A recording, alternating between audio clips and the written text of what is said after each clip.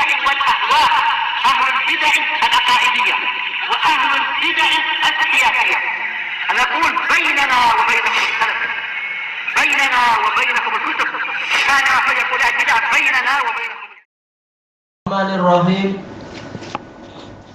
قال الإمام النووي رحمه الله تعالى الحديث السادس wal ishrun ba'da 726. Wa an Abi Sa'id al-Khudri radhiyallahu anhu qala kana Rasulullah sallallahu alaihi wasallam ashadda haya'an min al-adra' fi khidriha. Rasulullah SAW itu lebih pemalu daripada gadis di dalam pingitannya, di dalam biliknya. Fa idza ra'a syai'an yakrahu, kemudian apabila beliau melihat sesuatu yang beliau benci, arafnahu fi wajhi, kami akan mengetahui itu di wajah beliau. Muttafaqun alaih.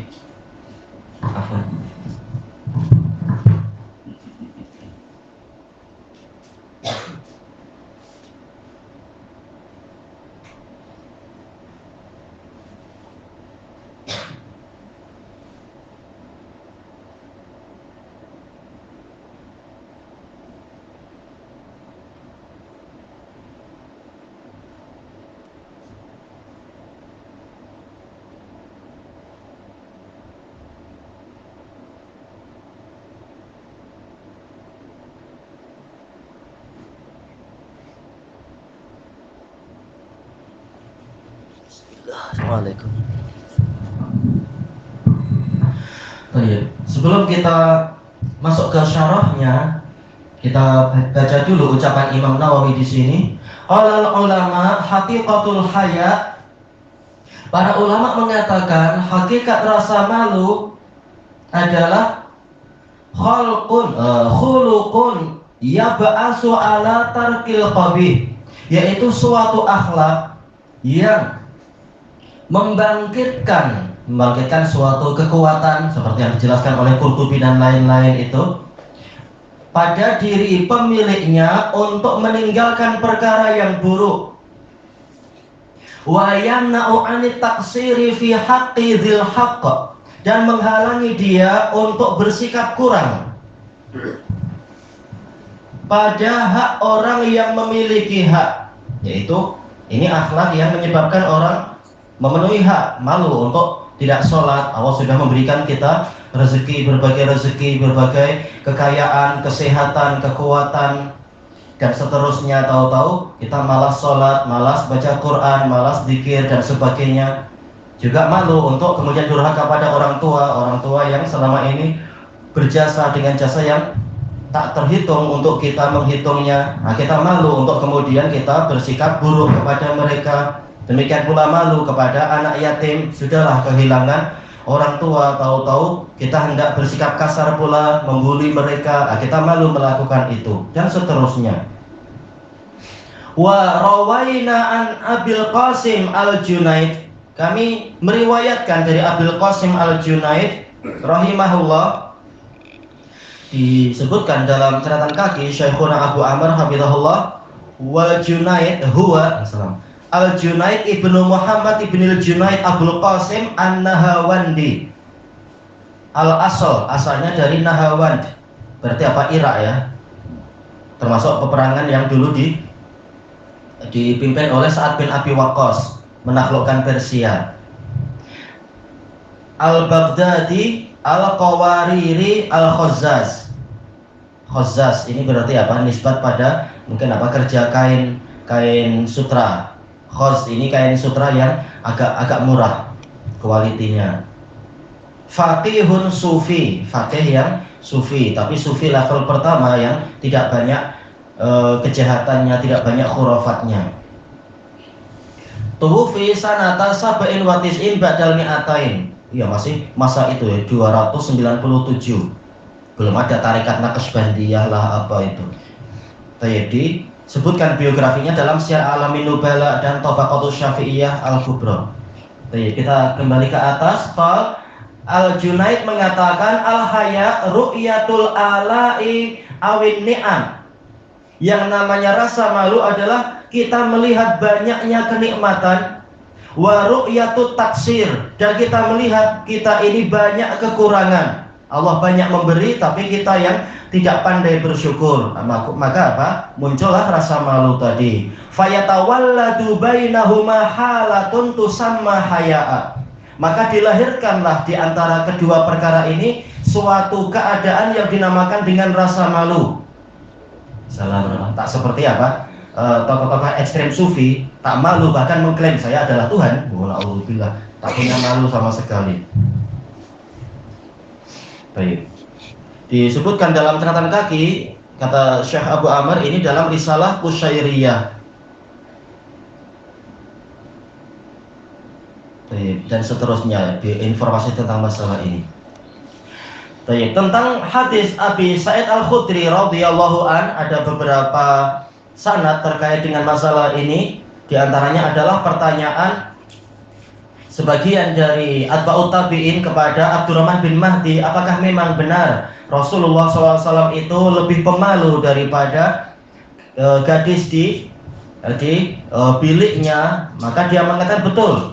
Untuk masalah ini tanyalah engkau kepada Qatadah, karena dia termasuk yang meriwayatkan ini. Lalu dia pun mencari ilmu kepada Qatadah dan seterusnya. Kepada Syu'bah meriwayatkan dari Qatadah dan lain-lain. Baik. Ini menunjukkan semangatnya para salaf untuk mencari hadis walaupun terkait dengan masalah akhlak, bukan sekedar masalah yang lain. Bahkan akhlak pun sangat mereka perhatikan. Di sini Abu Sa'id Al-Khudri radhiyallahu an menyebutkan bahwasanya Rasulullah SAW itu lebih pemalu daripada seorang gadis di khidriha. Al-khidr kata Al-Hafidz Ibnu Hajar yaitu sitar, yaitu tempat penutupannya, mungkin apa bilik atau yang lain-lain untuk dipingit dan sebagainya. Cuma masalahnya adalah bukankah seorang gadis itu kalau dia sendirian di bilik mungkin malah dia tak punya malu? Mungkin apa? Berbuat ini, berbuat itu, buka ini, buka itu, tak malu. Taib. Dan itu ma'ruf, kata beliau, justru orang kalau sedang sendirian mungkin dia tak malu. Mungkin di hadapan orang lain malu-malu makan, malu-malu minum, malu-malu bicara. Tapi kalau sudah sendirian mungkin apa? Bebas sakan sudah dalam bilik. Ini biasa. Berarti apa yang dimaksudkan bahwasanya Rasulullah lebih pemalu daripada seorang gadis di biliknya itu? Kata Al-Hafidz, justru di sini isyarat tentang masalah fi khidriha ini adalah sebagai tatmim, sebagai penyempurna dari lafaz al-adra tadi. Maksudnya bagaimana? Kenyataannya kata Al-Hafidz, gadis itu kalau dia sedang banyak orang, dia ini adalah apa? Yaitu dia tidak seberapa malu, itu sudah biasa, namanya sudah banyak orang, sudah dekat dengan banyak orang.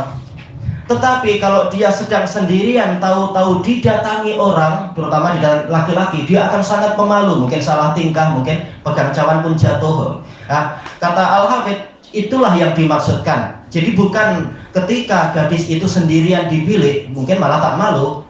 Maka apa, kita pun di bilik mungkin pakaian biasa, tapi di hadapan orang lain jelas kita menjaga adab dan sebagainya. Cuma ketika tahu-tahu ada orang masuk bilik, langsung apa? Sangat malu, nanti sangat bingung, sangat pening. Jadi yang dimaksudkan dalam hadis ini adalah gadis sendiri pada dasarnya lebih pemalu daripada yang bukan gadis. Kemudian